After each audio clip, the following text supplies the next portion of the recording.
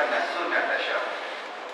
Bab yang datang ia pada menyatakan hadis yang menerangkan orang yang mengadakan satu jalan baik, maka diturut orang akan dia, atau mengadakan satu jalan kejahatan dan diikut pula akan dia. Kita akan membaca satu hadis sahih daripada Nabi sallallahu alaihi wasallam. Tuan-tuan, kita sama-sama baca, tuan-tuan ikut saya baca. An Jarir bin Abdullah an abihi qala qala Rasulullah sallallahu alaihi wasallam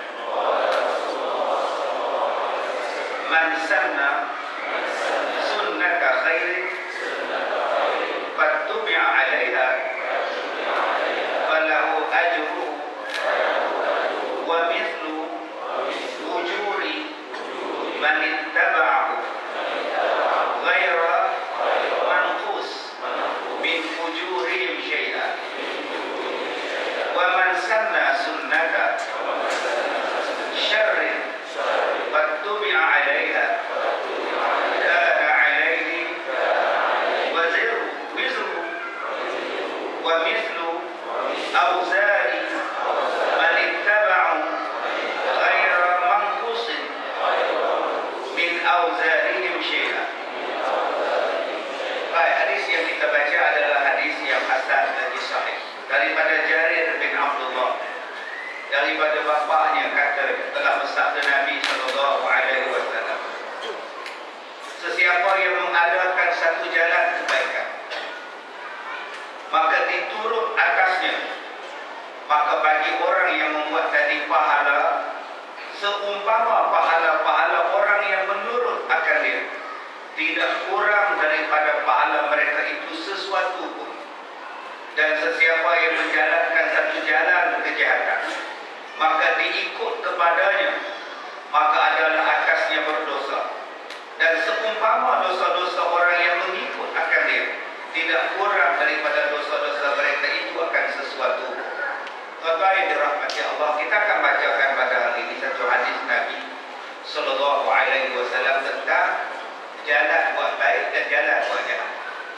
Dalam dunia ni tuan-tuan, dia ada dua, baik dan buruk, halal dan haram, syurga neraka, hidup mati. Sebab itu Allah Ta'ala menjadikan kita ni berpasang-pasangan.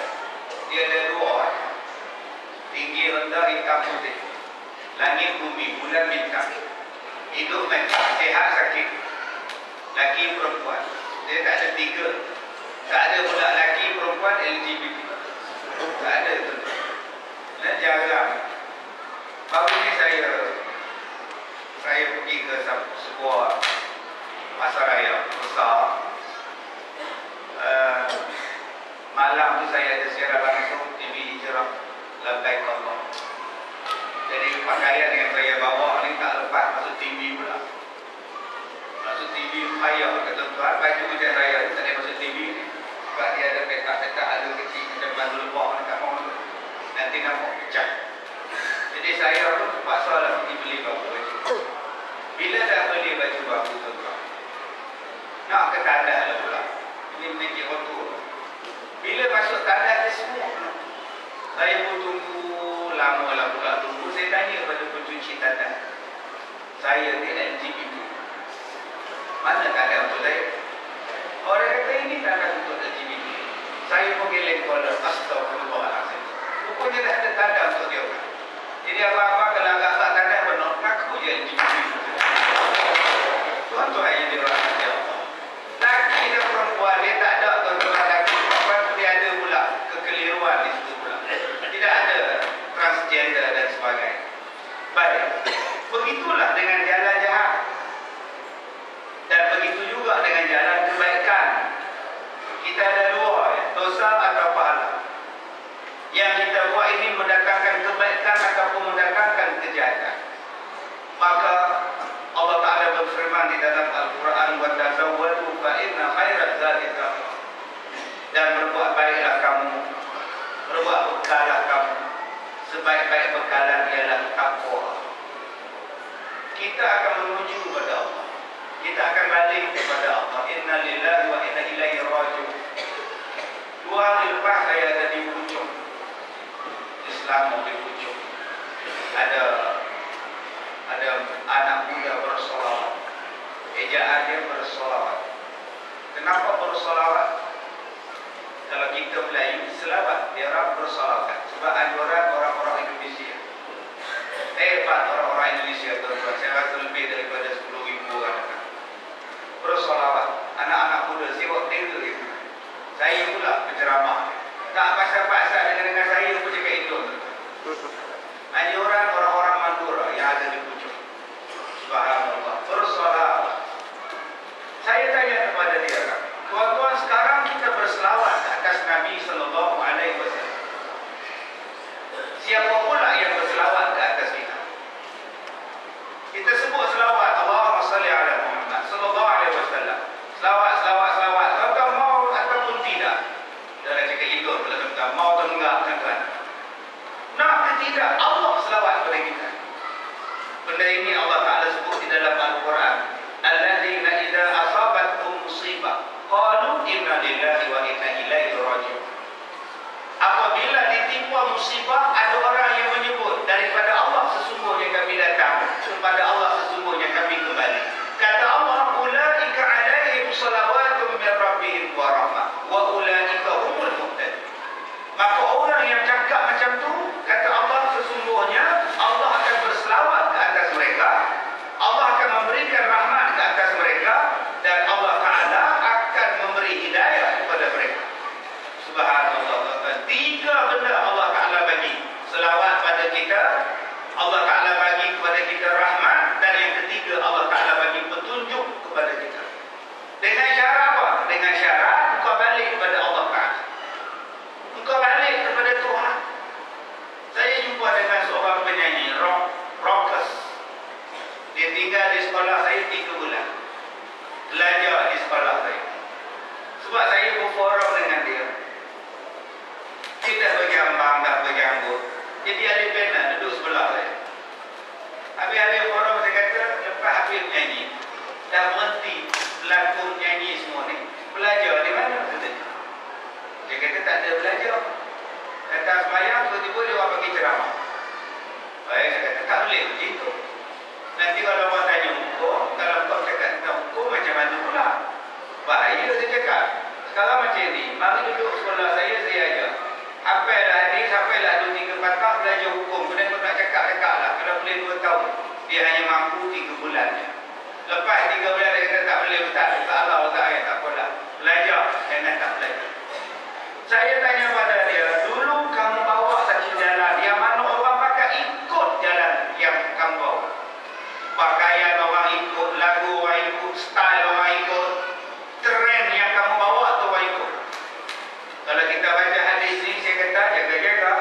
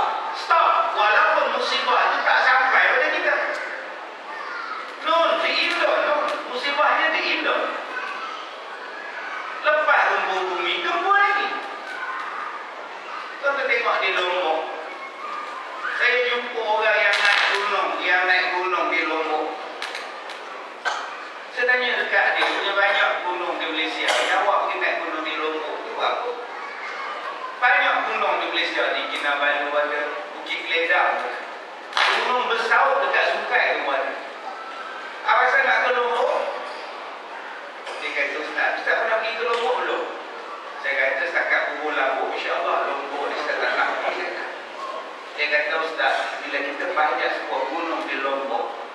Bila sampai di puncak dia, nampak bintang sangat cantik, penuh dengan bintang. Sebab tu orang sanggup naik di sana, sebab nak tengok bintang-bintang yang cantik. Subhanallah, hebat. Ustaz nak naik Lombok? Tak payah. Tangga masjid pun tak payah. Tak payah gunung Lombok, tak payah. Tuan-tuan cuba tengok gempa bumi di Lombok. Berlaku hari ini, berlaku lagi. Mayat pun tak sempat lagi diambil, tuan-tuan. Baik, berlaku pula gempa bumi lagi.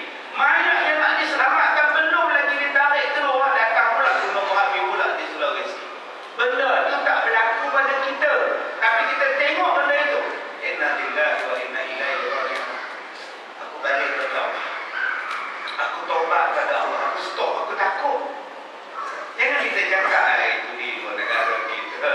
Kita sebenarnya selamat daripada jaluran gunung Merapi dan gempa bumi. Kita yang pandai bercakap. Supaya kita stop. Kalau di sana boleh berlaku, apa mustahil berlaku di sini? Jawapannya tak mustahil. Sebab itu Allah Ta'ala kata stop. Benda maksiat, stop. Jangan buat. Dan jangan pula bercakap, saya tak ada kuasa menghalang. Tak ada kuasa menghalang. Salah betul.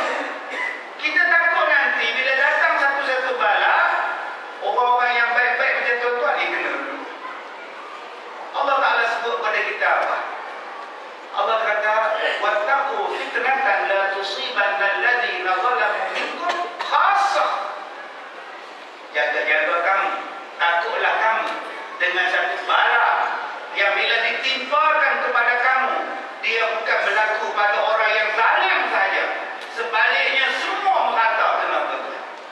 Itu tujuan Allah Ta'ala turunkan ujian bala kepada kita supaya kita sebut nama Allah. Dah sihat-sihat ni tuan-tuan, bersin pun tak sebut Alhamdulillah. Sihat, hakim. Excuse me. Jangan nak sebut Alhamdulillah. Dah kenyang-kenyang ni tuan-tuan, sihat-sihat. Bila dah kenyang, kenyang, dia tak sebut dah Alhamdulillah. Kadang-kadang bila sihat, sebut Bismillah pun jarang. Jumpa makan. Makan Bismillah pun dah tak disebut. Masjid pun dah tak datang. Baca Quran pun dah tak sempat. Sebab senang. Allah sayang pada kita. Allah datangkan pada kita musibah. Bukankah bila kita sebut musibah, perkataan pertama yang kita sebut ialah Allah? Allah datangkan angin. Duduk dalam rumah Allah. Allahu Akbar. Ada tuan-tuan sebut benda lain? Jarang sebut benda lain. Tak pernah sebut Allahu Akbar. Bila sakit, Allah. Tak percaya cuba tengok kita kalau sakit. Isteri kata, abang bangun, abang makan ubat, abang. Nak bangun, duduk tu. Allah. Ada dia sebut benda lain ke tak? Wadi hasrika. Tak ada tuan-tuan. Jarang masuk wadi hasrika. Dia akan sebut Allah. Isteri dia, boy, masa sihat jarang awak sebut Allah. Dah sakit, ada pula awak sebut ya. Lagi panjang Allah ya. Allah. Maka orang yang stop daripada buat maksiat, orang yang sebut nama Allah, balik kepada Allah, dia dapat apa? Orang yang bertaubat ni dia dapat apa? 3 benda kata Allah. Allah selawat pada dia. Sebab tu kalau kita tengok orang yang dah bertaubat, orang yang dah baik, jangan kata-kata apa pada dia. Dia dapat selawat daripada Allah. Allah sebut nama dia. Dia terkenal di kalangan para malaikat. Ni masjid kita. Kita tengok dia tak pernah datang solat. Masa di surau tak pernah datang. Siap masjid tak pernah datang. Satu hari datang. Besok datang. Lusa datang. Berapa ramai yang pandang jahat pada dia. Datang pula si Mamat. Kalau ada nak jumpa penuri dia tu. Kalau tak ada penuri tu bak larung datang je dia. Berapa ramai yang pandang jahat dia. Bukankah dia dah mendekatkan diri pada masjid? Alhamdulillah. Kenapa dia nak pandang buruk pada dia? Alhamdulillah.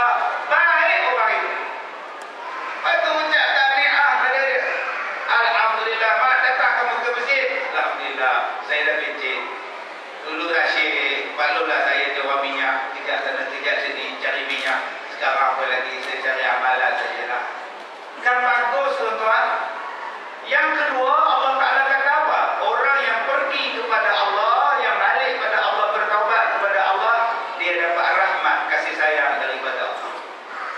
Allah Ta'ala bagi anak yang bagus, Allah Ta'ala bagi keluarga yang bagus, Allah Ta'ala bagi kejiranan yang bagus, Allah Ta'ala bagi rezeki yang bagus.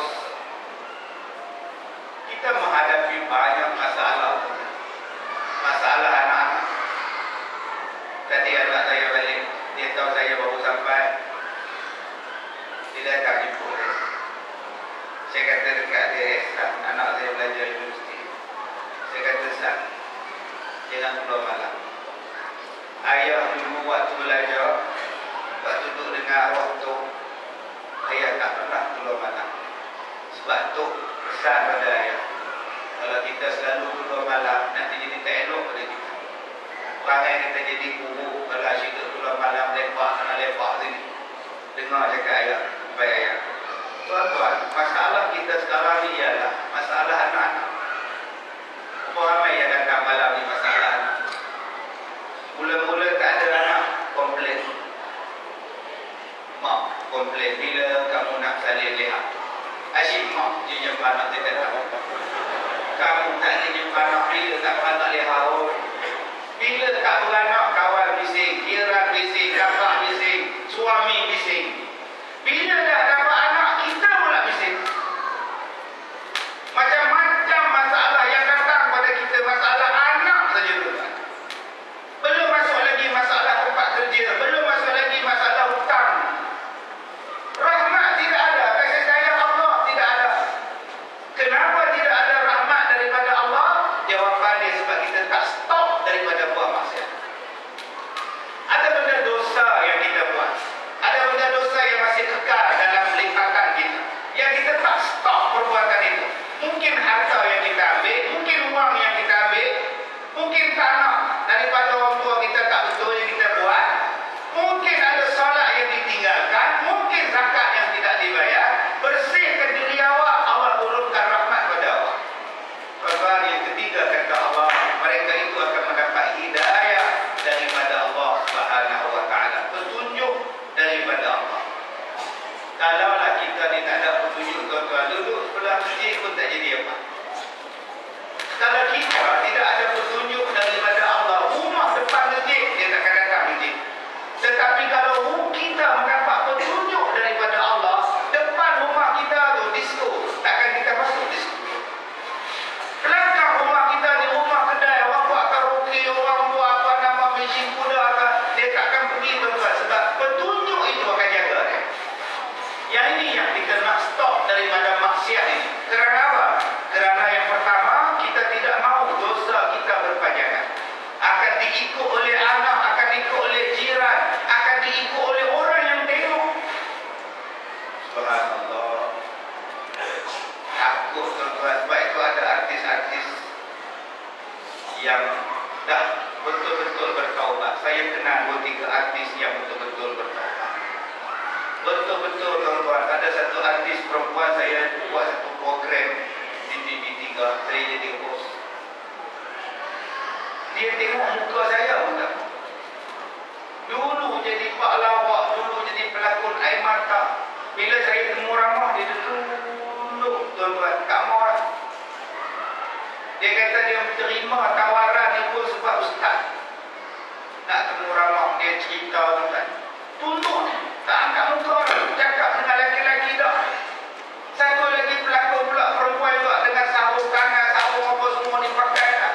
Kalau boleh ustaz, saya nak minta pada stesen TV. Apa cita-cita tak sekarang? Kalau boleh saya nak minta pada syarikat drama, syarikat filem yang buat drama dan filem saya, jangan siarkan balik drama-drama saya yang tak tutup aurat dulu-dulu. Saya takut ustaz, orang tengok aurat saya. Saya kata nak cakap macam mana tu? Bila dah jadi hak TV, dah jadi hak orang, apa yang kamu dah buat itu, macam mana nak beritahu?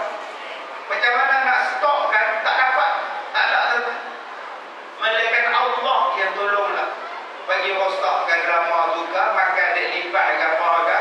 Bila tu rosakkan paraga. Dia taubat, tuan-tuan, nangis depan saya. Dia kata dia takut, dia malu, tuan-tuan. Orang ikut dia, orang tiru style rambut dia, orang tiru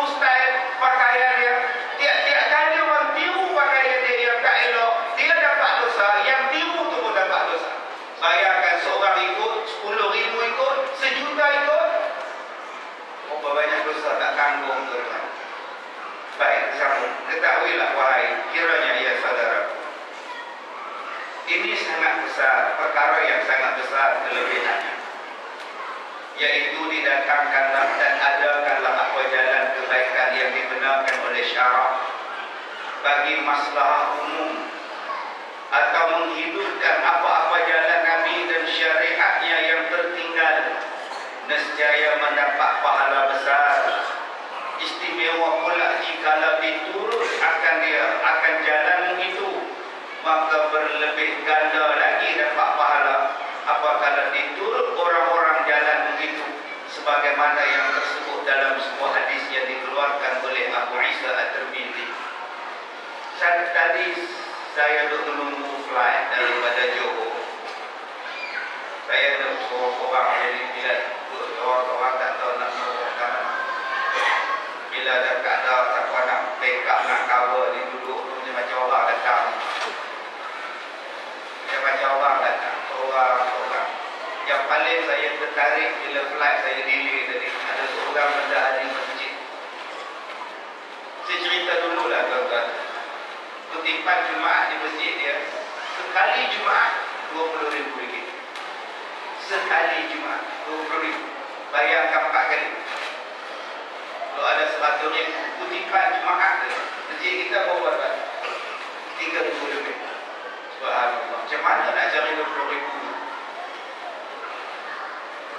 Dia sampai boleh buat yayasan masjid. Masjid tu buat yayasan. Dia beli tanah sana, dia ambil wakaf sini, dia ambil duit sana, dia buat sini, sampai jadi yayasan, tuan-tuan. Masjid ni dah tak boleh nak diiktiraf sebagai masjid terbaik. Dapat 2 kali cukup dah kat orang. Memang terbaik. Ustaz Omar dan Lesi, siapa boleh buat bangunan 6 tingkat? 6 tingkat bangunan untuk Omar dan Lesi saja. Duit daripada orang ramai. Dia ambilnya kelapa sawit, dia ambilnya taman-taman perumahan ni, dia bagi kepada orang Islam. Akhirnya masjid ni jadi besar, jadi imarah, jadi hidup. Dan dia kata Ustaz, masjid dia dijadikan sebagai benchmark untuk bagi markah kepada masjid yang terbaik seluruh Malaysia. Nak tengok masjid terbaik, lawan masjid dia dulu. Orang pakat tiru tuan-tuan dengan sekolahnya, dengan kedainya, dengan rumah kedainya, dengan kuliahnya, dengan solat berjamaahnya. Saya tanya pada bendahari ini, sejak bila jadi bendahari masjid?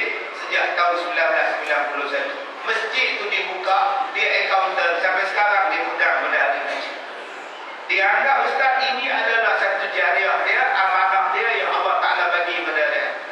Dan Alhamdulillah Ustaz, boleh kata tiap-tiap minggu orang datang ke masjid dia melawat, nak tiru macam mana masjid mereka boleh berjaya dengan begitu hebat.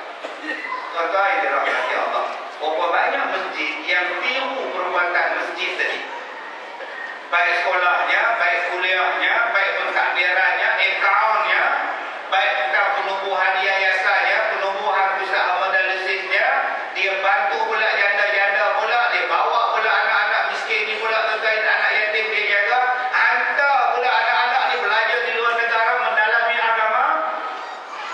Berapa banyak pahala yang dapat pada jatuh kuasa masjid dan anak-anak karya. Yang ni yang kita nak. Masjid bukannya main dekat semayang je tetap balik orang ni.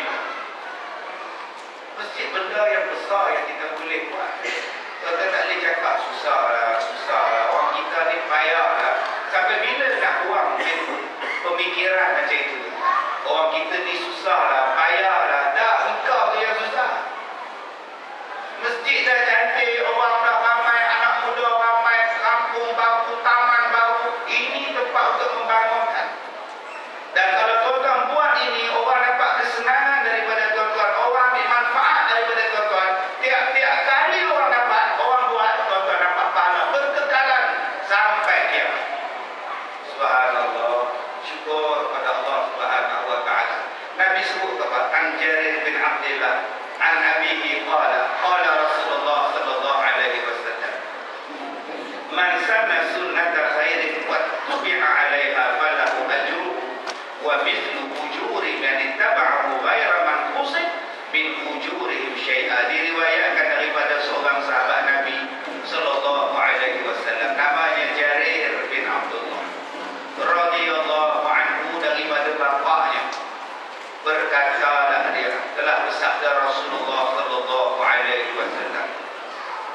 Barang siapa mengadakan satu jalan kebajikan yang belum ada dulu tak ada benda tu, atau mengadakan kembali jalan Nabi yang ditinggalkan orang akan dia, kemudian diturut orang atas jalan yang dikembalikan atau yang diadakan tadi, maka bagi orang itu pahala kepadanya, dan seumpama segala pahala orang yang menurut akan dia, dengan ketiadaan kurang daripada pahala orang yang menurut mereka itu.